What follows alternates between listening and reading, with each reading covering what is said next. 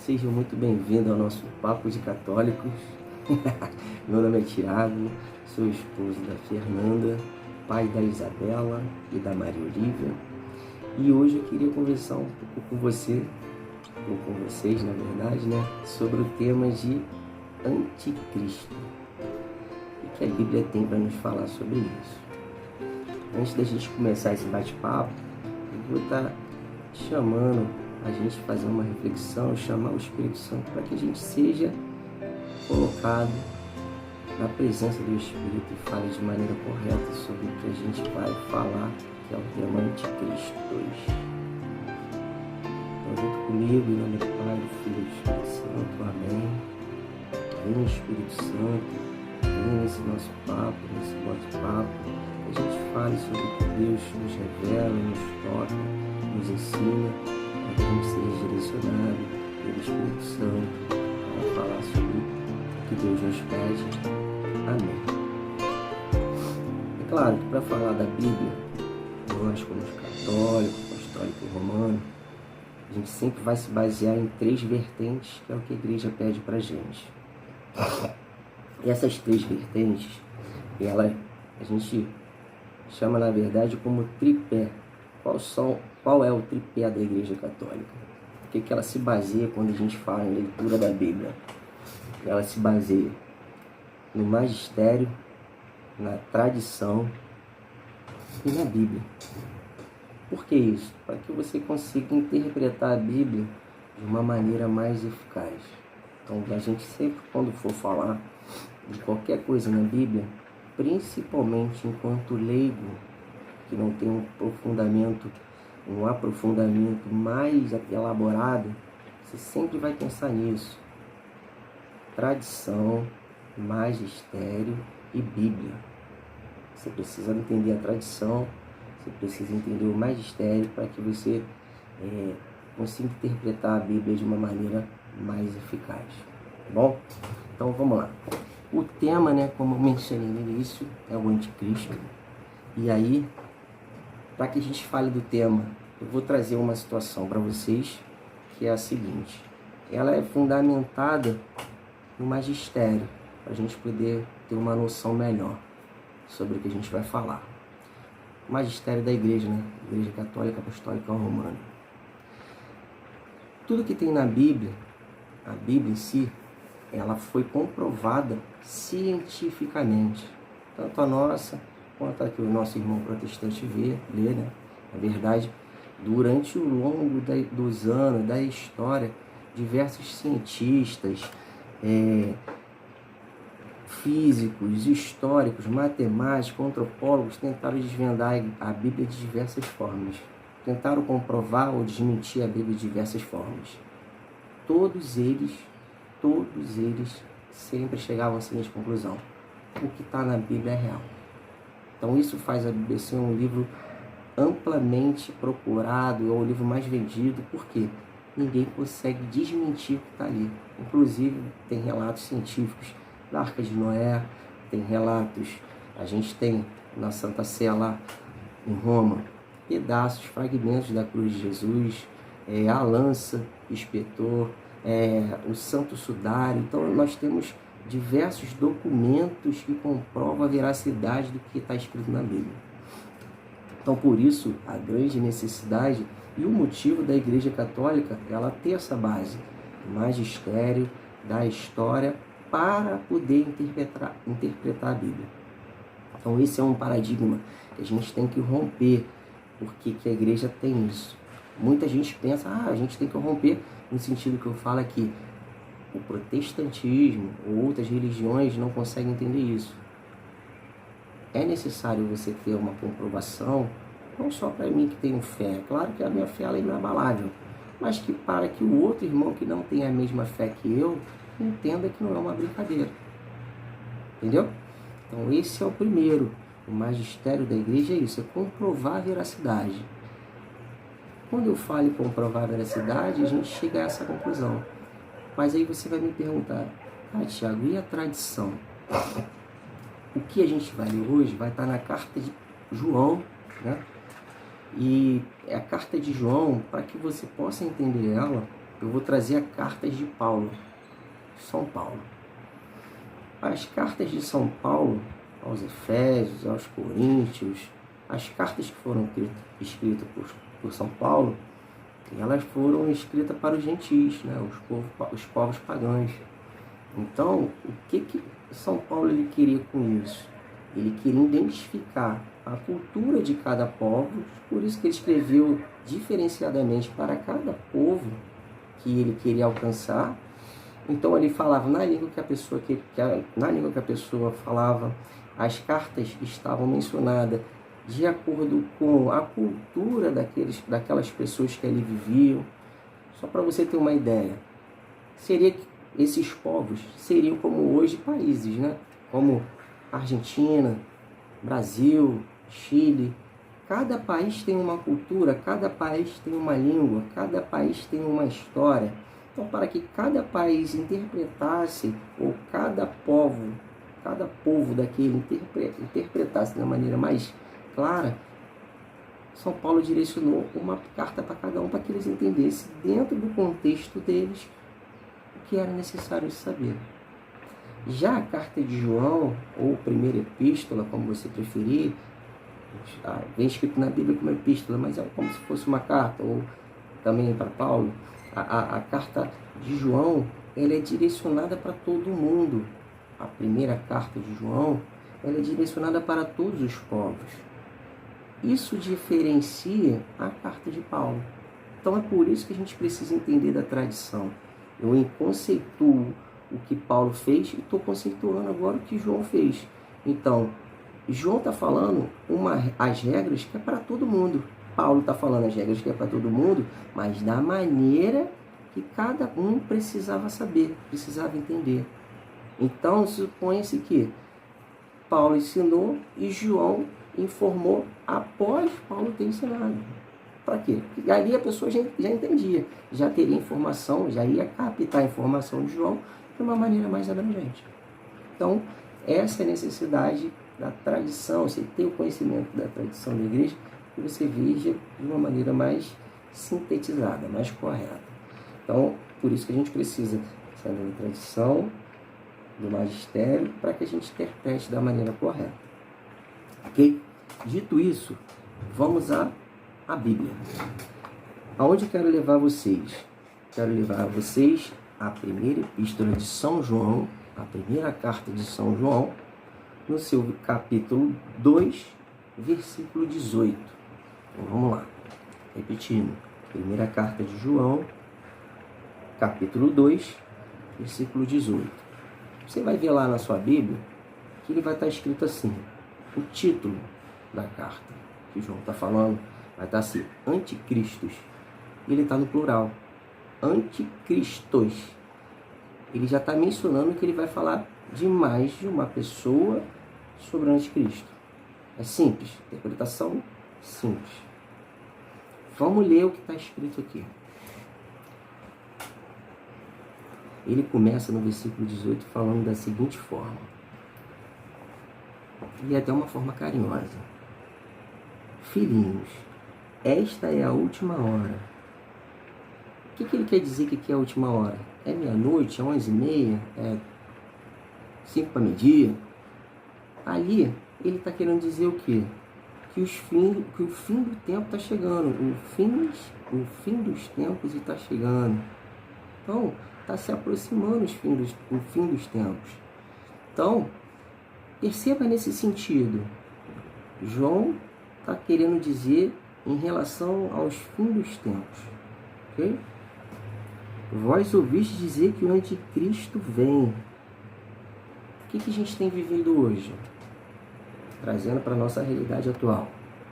Muito se vem falando do anticristo. Chamaram o Papa de anticristo. Chamaram o Putin de anticristo. Chamaram Elon Musk de Cristo. Chamaram o genro do Trump. Eu até anotei aqui o nome dele, que o nome dele é esquisito mesmo. Mas eu já vi muita gente falando dele. O Jared Kushner, é o sobrinho do Trump. Diz que ele tem até um prédio lá nos Estados Unidos, que o número do prédio é 666. E tem várias revoluções aí falando de várias coisas, que como se esse cidadão fosse o anticristo, ou o Papa, ou várias pessoas, a sociedade vem denominando essas pessoas como anticristo. Né? Então, na verdade, o anticristo, ela não é uma pessoa em si. Vai se levantar a pessoa, mas como aqui o tema ele já menciona, anticristo é uma pessoa e situações. Vamos adiante. Vou recapitular para que fique fácil. Vós ouviste dizer que o anticristo vem, que é o que a gente está vivendo agora. Eis que já há muitos anticristos, por isso conhecemos que é a última hora. Hoje temos muitos anticristos levantados aí na nossa sociedade. Você vem falando, a gente vem dizendo aí, várias pessoas anticristos, isso, aquilo, o fim do mundo está chegando, Deus está vindo, e é uma realidade. Você acreditando ou não, é uma realidade. É uma realidade. Nós temos vários exemplos aí. O fim dos tempos está chegando. Vai acreditar ou não, pode ser amanhã, pode ser hoje, pode ser. Esteja preparado.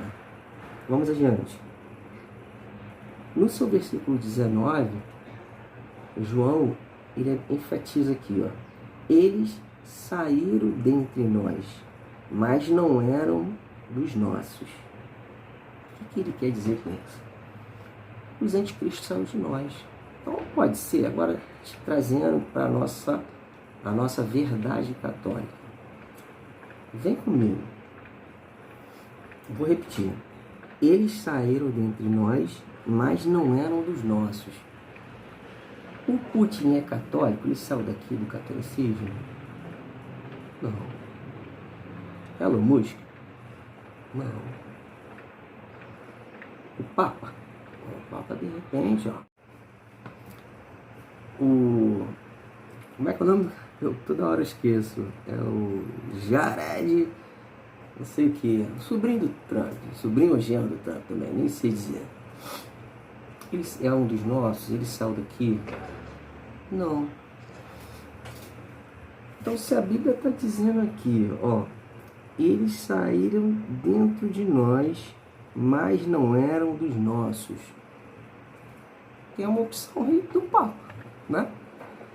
Você acredita que o Papa Francisco, de verdade, você como católico, você acha que o Papa Francisco é o anticristo, irmão? Não. Porque ele está falando anticristos, está no plural. Então aqui eu posso denominar uma pessoa? Não. Eu posso denominar situações. Ou várias pessoas. Né? Mas ele enfatiza, saíram de nós. Pode ser o Papa? Tem mais de um Papa na nossa igreja? Não. Então, situações. Certo? É simples de entender. Simples de entender. Plural, mais de uma coisa. Fechou? Vamos adiante. Aí, como eles saíram dentre nós, mas não eram dos nossos, se tivessem sido dos nossos, ficariam certamente conosco. Opa! Pega aí. Quem saiu de nós e se fosse dos nossos, ficariam conosco? Você conhece a base do protestantismo?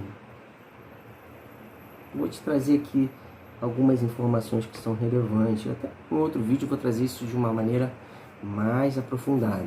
Mas o protestantismo, ele nasce em 1517, através de Martim Lutero, que era um cara super inteligente, cara. Ele era um cara muito inteligente e ele era um teólogo. Então ele tinha um conhecimento da palavra de uma maneira muito aprofundada. Ele conhecia a palavra.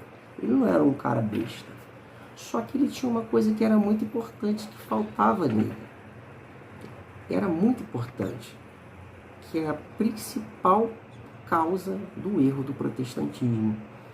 O que é isso? Ele tinha a Bíblia. Mas o que faltava para ele? A tradição e o magistério. O que isso quer dizer? Se eu não tenho a tradição, eu não tenho o magistério e eu tenho a Bíblia, eu vou fazer o quê? Eu vou interpretar ela de qualquer maneira. Da maneira que me cabe. Da maneira que eu aprendi. Só que se ninguém me ensinou a maneira correta de interpretar a Bíblia, Eu vou interpretar da forma que eu achar, que eu aprendi. Eu vou ler aqui e vou achar que beleza, é dessa forma aqui, mas não é. Eu preciso conceituar coisas para me entender, como nós fizemos aqui. Nós entendemos que essa carta é uma carta direcionada a todos os povos. Nós entendemos que a Bíblia ela tem palavras e coisas escritas que são comprovadas, não é um conto da carochinha. E aí o que aconteceu com Lutero? Ele foi lá, ele conhecia a palavra, leu a palavra, super esperto, foi lá, fecundou o protestantismo e foi lá com as suas 95 teses, indo de encontro a tudo que a Igreja Católica falava e pregava e ensinava. Olha, ele com as suas 95 teses em base, ele gerou 5 dogmas, que eram os seguintes dogmas para ele: solamente a fé, né? Sola fé, que quer dizer que só a fé basta para você alcançar o reino dos céus. Sola a escritura, que quer dizer que somente a escritura basta para você alcançar o reino dos céus. Sola graça, só a graça é necessário para que você alcance o reino dos céus. E a glória é somente de Deus, somente a Deus daremos glória para chegar ao reino dos céus. O que está aqui, se você olhar de uma maneira superficial, é muito de encontro que a gente entende do catolicismo. A glória somente é de Deus. A Bíblia é a nossa referência. A gente precisa ter fé para alcançar a salvação. Cristo nos basta. Mas aí, se você se aprofundar nas 95 teses, o que ele quer dizer quando ele fala somente a Cristo? Ele desmerece ou ele desacredita da santidade dos santos. Só que para mim desacreditar da santidade dos santos, eu tenho que ir contra a igreja. Por quê? Qual o princípio da santidade? O que acontece com uma pessoa ser elevada a uma santidade? Lá naquela época, e trazido até os tempos de hoje. Como que a igreja fluiu do seu início de Pedro até hoje? A igreja foi perseguida. Se você for procurar a história de Nero, perseguiu os cristãos, queimava cristãos no poste vivo para iluminar as ruas, pegava as famílias e as crianças, jogavam para que os leões comessem, idosos. Hoje é fácil você ser católico. Em outro vídeo eu também vou trazer isso de uma maneira mais profunda. Mas depois você também procure saber o que foi isso. A Igreja Católica ela foi perseguida até 317, quando Constantino liberou a fé católica. No primeiro século,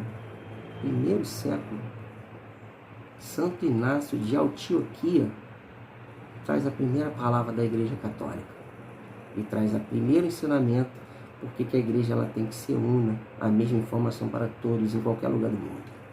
Então a Igreja Católica ela se inicia lá em 60. Paulo ainda era vivo. A fundamentação começa lá em 60. Paulo ainda era vivo. Aí, lá nessa época, existia um livro ou documento chamado Didaquê. Didaquê. Procure saber o que é isso. O que é o Didaquê? É o primeiro catecismo que os apóstolos usavam. Então, se a fé católica está onde está hoje, ela tem base, ela tem fundamento.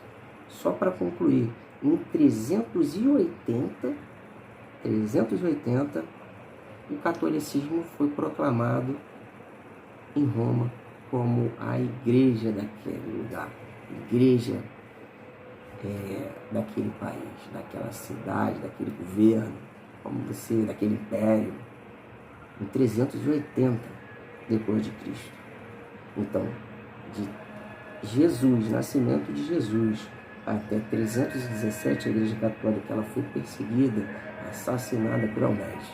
E somente em 380, terceiro século após Cristo, ela foi proclamada como Igreja de Roma. Então você não vem 1517 anos depois invalidar isso sem ter conhecimento de tradição e magistério. Então, recapitulando, quando ele fala aqui, eles saíram dentre nós, mas não eram dos nossos, se tivessem sido dos nossos, ficariam certamente conosco. Ele está trazendo a realidade protestante, as situações protestantes, as situações, a ideologia protestante. E aí ele vai complementar. Mas isto se dá para que se conheça que nem todos são dos nossos. Vós, porém, tendes a unção do santo e sabei todas as coisas. Qual que é a unção do santo? Você vai lá em Mateus 16, capítulo 16, capítulo 16, do versículo 16 ao 19. O que a Bíblia diz, tanto na minha quanto na do protestante? Vamos ver o que ela diz. Em verdade vos digo, Pedro, tu és pedra. Em verdade vos digo, Pedro, tu és pedra. Sob esta pedra edificarei a minha igreja. Não as minhas igrejas, a minha igreja. Tudo que ligares na terra será ligado no céu. Tudo que desligares na terra será desligado no céu. Uma igreja. Uma igreja. A Bíblia, ela é direta. Não tem margem de interpretação, não tem plural. Quem não vai ver igreja A, B, C, D, E, F, G? Não tem várias denominações. É uma igreja. Está lá desde o início. Se você pegar aí e chegar hoje no Papa Francisco e fizer uma cronologia de trás para frente, vai pegar toda a sucessão dos papas e você vai chegar em Pedro. Isso ninguém nunca vai poder tirar, porque está na tradição, está na história, está no magistério. Se você entrar no Google agora e pegar quem fundou a Igreja Católica, um sistema ateu, sistema ateu do seu telefone, vai te apontar Jesus Cristo. Quem fundou a Igreja Batista? John Smith. Quem fundou a Igreja Luterana? Martim Lutero. Anglicano, Rei Henrique VIII. Presbiteriano, João Calvino. Igreja Universal, Edir Macedo. Você vai chegar em homens. Vai chegar em homens. Pode ter certeza que você vai chegar em homens. Em nenhum momento você vai chegar em Jesus Cristo. Nenhuma igreja protestante você vai ter como fundante Jesus Cristo. Porque o protestantismo ele começa em 1517. Beleza? Vamos adiante.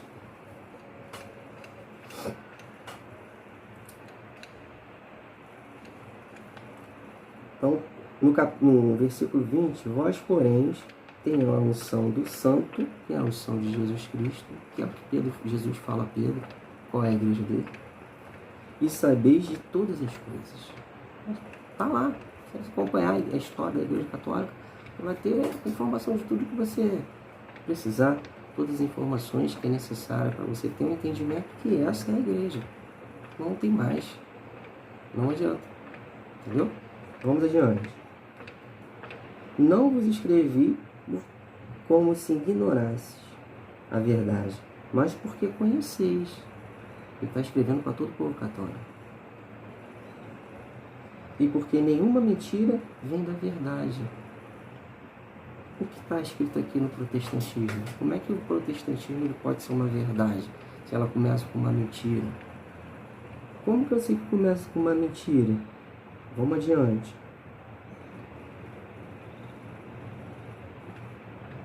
Quem é mentiroso, senão aquele que nega que Jesus é o Cristo?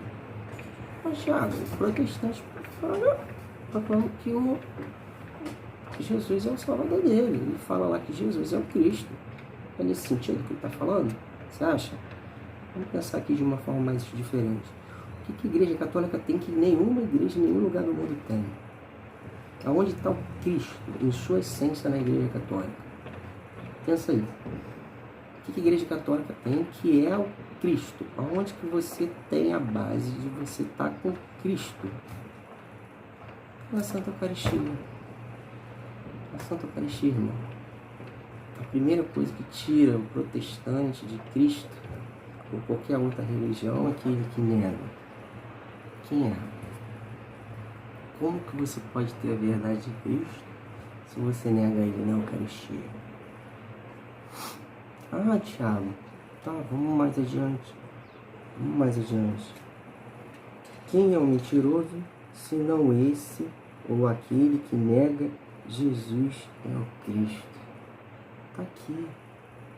Aí, para confirmar, esse é o anticristo que nega o Pai e o Filho. Todo aquele que nega o Filho não tem o Pai. Todo aquele que nega a Eucaristia não tem Deus. Não está com Deus. Não recebe Deus. Todo aquele que proclama o Filho também proclama o Pai. Todo aquele que proclama a Eucaristia proclama o Pai. A necessidade que eu e você tem de estar em dia com a nossa confissão enquanto católico, de permanecer distante, lutar contra o pecado para poder ter a comunhão, a importância da comunhão, a importância da Eucaristia. Será que eu e você estamos dando a real importância para a Eucaristia? De maneira madura, fazendo o máximo que a gente pode para estar em comunhão com Deus? Percebe a importância da Eucaristia? Percebe a importância da tradição da igreja, do magistério, do conhecimento, para que a gente possa interpretar de uma maneira crucial, de uma maneira eficaz? Entenda bem, eu não estou falando que o nosso irmão protestante é o anticristo. Não é essa a minha ideia. O nosso irmão protestante, talvez não. Na maioria das vezes ele vai ser salvo, talvez eu não. Porque ele não conhece a realidade da fé. Ele não conhece a fé em sua essência. Eu não estou falando do irmãozinho que está indo na igreja universal, na igreja batista, na igreja, sei lá, bola de neve, que ele não vai para o céu. Não é isso. A minha ideia não é essa. Eu não estou falando que ele é o anticristo. Não é isso. Ele vai para o céu. Da maioria das vezes eu e você pode não ir. A gente não tem autonomia. A Bíblia não nos dá autonomia para dizer quem vai ou quem não vai para o céu. O magistério não nos dá essa autonomia para dizer quem vai ou quem não vai. Isso é muito íntimo com Deus. Pode ser que no final, na sua morte, ele proclame e vá para o céu e você não. Mas o que eu trago para você? A ideologia, a ideia, a essência protestante é uma essência anticristo. Entende isso? Entende que não é o protestante, não é o irmãozinho protestante, mas a ideologia que te... Não só o protestante, eu estou usando ela como base para ficar fácil de entender, mas qualquer ideologia que te tira do centro da Eucaristia, ela te leva ao anticristo. Porque o anticristo é isso, são ações. O teu pecado te leva ao anticristo, o meu pecado. Quando eu deixo de estar em comunhão, quando eu deixo de ir para a Santa Eucaristia aos domingos, eu estou sendo um anticristo. Eu estou negando Cristo. Anticristo, ser negacionista a Cristo. Entende isso? Que é a ideia, que é todas as formas que o verdadeiro anticristo, Satanás, ele faz para te tirar de Cristo, entregar subterfúgios que te tirem da Eucaristia, da comunhão, de tomar ou de beber o corpo, de estar em comunhão verdadeiramente com Cristo. Você entende isso? Que a ideia é essa. Te levar para a Eucaristia, que você vá para a Eucaristia, que você entenda a importância da Eucaristia. E dessa forma se entender que a ideia protestante, a ideologia protestante te tira desse centro, dessa ideia do que Deus nos pede. É isso. E aí, o decorrer desse capítulo ele completa essa informação. Você vai ver lá. Eu vou recapitular para que fique mais coesa a informação. Quem é o mentiroso, senão aquele que nega Jesus Cristo, que nega a Eucaristia? Esse é o anticristo, que nega o Pai e o Filho. Todo aquele que nega o Filho não tem o Pai. Todo aquele que proclama o Filho, também o Pai. É a Eucaristia. Que permaneças em vós, que tendes ouvido desde o princípio. O catolicismo é desde o princípio. Se permanecer em vós o que ouviste desde o princípio, permanecerei também em vós, no Filho e no Pai. Eis a promessa que ele fez, a vida eterna. Permaneça no conhecimento. Conhecimento do magistério, da história, da tradição, da Bíblia. Porque a promessa é o quê? A vida eterna. O que é a vida eterna? É a salvação. É a minha salvação, é a sua salvação. E o que é o foco principal para que você alcance a salvação? É a Eucaristia. Só que para você estar na Eucaristia, você precisa de fundamentos. Tem confissão, né? Não estar brigado com o irmão. Você precisa conhecer a igreja. Aí lá no seu versículo 26. Era isto o que vos tinha a escrever a respeito dos que os seduzem. As igrejas vêm seduzindo os católicos a todo momento. As ideologias. Não só o protestantismo. O irmãozinho que vai na igreja católica e vai lá ver o horóscopo. O irmãozinho que vai na igreja católica e vai no centro de macumba. O irmãozinho que é católico e está vendo o irmão pregando na igreja protestante, sem base, sem história, sem teologia. Não a teologia em si, porque muitos dos pastores, quando pregam da palavra de Deus, pregam com bastante eficácia, com bastante inteligência, na unção de Jesus Cristo. Não é isso que eu estou dizendo, que falta unção, não é isso. Mas, se você não tem a tradição e o magistério, muitas vezes você vai ensinar de forma equivocada. Um exemplo, um advogado, para ele se tornar advogado, ele fez lá o segundo grau dele todo. Maneiro. Foi lá, fez o bacharel dele todo. Maneiro. Então, e depois disso tudo, ele tirou a carteira da UB, ele teve que fazer uma prova. Maneiro. Ele se tornou advogado. Comparando isso com a igreja teve a história, teve a tradição, teve o magistério. Para quê?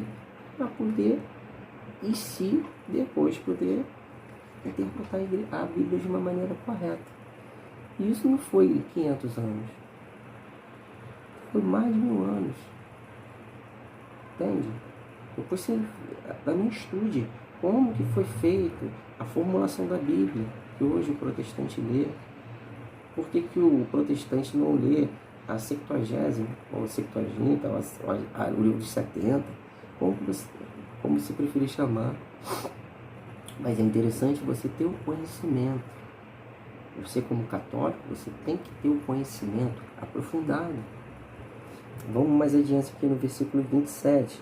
Quanto a vós, a unção que dele percebeste ou recebeste permanece em vós. A unção que nele recebeste permanece em vós. Olha os nossos padres aí fazendo o que Pedro fazia. O nosso Papa direcionando a igreja como Pedro direcionou. Aí, está aqui, ó. Quanto a vós, a unção que dele recebeste permanecesse em vós.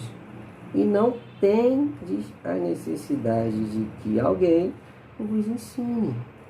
Eu preciso do protestantismo para me ensinar? Não tenho essa necessidade. Não tem essa necessidade. Porque já está lá, a gente tem lá as informações. Você tem informação. Mas como a sua unção vos ensina todas as coisas, assim é ela verdadeira e não mentira. Recapitulando. Mas como a unção vos ensina todas as coisas, assim é ela verdadeira e não mentira. Você está entendendo? O catolicismo, a veracidade, a importância. Permanecei nele como ela vos ensinou. Permanecer nele é permanecer na Eucaristia, como ela vos ensinou. E agora, filhinhos, olha que bonito, olha o carinho. E agora, filhinhos, permanecei nele para que, quando aparecer, tenhamos confiança e não sejamos confundidos por ele na sua vida. Se sabeis que ele é justo, sabei também que todo aquele que pratica a justiça é nascido dele. É justo. 1517 anos, você queria dizer que a Igreja Católica, depois de ter sido perseguida, assassinada, ter feito a Bíblia, ter todos os documentos, a história, ter a Santa Sé, ter a tradição dos papas, você dizer que é mentira? É justo? Pensa moralmente. É justo? Isso. É simples assim. É simples assim. Então, nessa partilha, o que eu queria trazer para você? A ideia, a ideologia. Aprenda. Não é o protestante que é o anticristo. Não é o protestante que não vai para o céu. Eu e você não tem como discernir quem vai para o céu, não. Mas a ideologia, nós vivemos hoje num mundo cheio de ideologia. Ideologia de gênero, ideologia não sei o quê. Várias ideologias, várias ideias. Bolsonaristas, lulistas, várias ideias. A ideologia. Ideologias mataram Jesus na cruz. A ideologia dos fariseus. Entende? Então, o que eu quero trazer para vocês é uma informação. Eu não digo como ensinamento, porque Deus ensina. Mas esse papo que eu trago para vocês é isso. É se atentar às ideologias que são levantadas. As ideologias. A ideologia protestante está aqui, está a Bíblia. Recapitule o vídeo todo, leia com calma. Pegue sua Bíblia e leia. Vai pontuando esses pontos que eu te falei. Se vocês... Thiago, eu vejo diferente. Menciona aí. Vi diferente alguma coisa. Percebi de outro ponto de vista. Legal. Informe. Uma coisa que eu deixo como dica com vocês. Todo católico, você se diz católico, você se considera católico, você não pode perder uma missa. É o fundamental. Outra coisa, você tem que viver estudando. Você tem que entender a sua igreja. Todo católico tem que ter catecismo da Igreja Católica. Para quê? Para saber o porquê. Por que tem a confissão? Por que tem os sacramentos? Por quê? Eu tenho que entender a tradição da Igreja Católica. Tradição baseada no magistério, baseada na Bíblia. Uma fecunda a outra. Uma intercala com a outra. Elas se comunicam. Não adianta eu ter a Bíblia só. Eu tenho a Bíblia, eu vou ter um livro de ensinamento. Mas como ele tem que ser visto realmente, eu não vou saber. Então, eu deixo esse vídeo aí para você hoje, meu irmão. Para que Deus ilumine sua vida, meu irmão. Que Deus dê discernimento. Para que você e eu buscamos sempre a verdade, ler a Bíblia de uma maneira correta, entender. A Bíblia não é um livro simples. Você tem que orar antes de ler ela. Você tem que entender as situações que levaram a chegar àquela situação. Não adianta eu chegar aqui, pegar um versículo e trazer para você e dizer: isso aqui é isso cá, isso aqui é isso ali. Aí o capítulo está falando de fé. Aí você vai aqui, mas aqui é vida. Mas aqui é luz. Não, eu quero o contexto da história. Entenda para que você discirna de uma maneira mais coesa. E na dúvida, procure o seu padre. São 8 anos para se tornar padre. Ele sabe o que ele está dizendo. Ele sabe o que ele está dizendo. Não consegui chegar no padre. Procure um irmão. Discerne com ele. Pesquise você mesmo. Tenta entender esses 3 pilares. Para mim ler a Bíblia, eu preciso entender tradição, magistério para nos chegar no conselho. Beleza, meu irmão? Muita paz, muita luz. Jesus Cristo toque no seu coração. E a gente procure estar sempre dentro da presença de Deus, tá? Fique com Deus. Aquele abraço. Muita fé.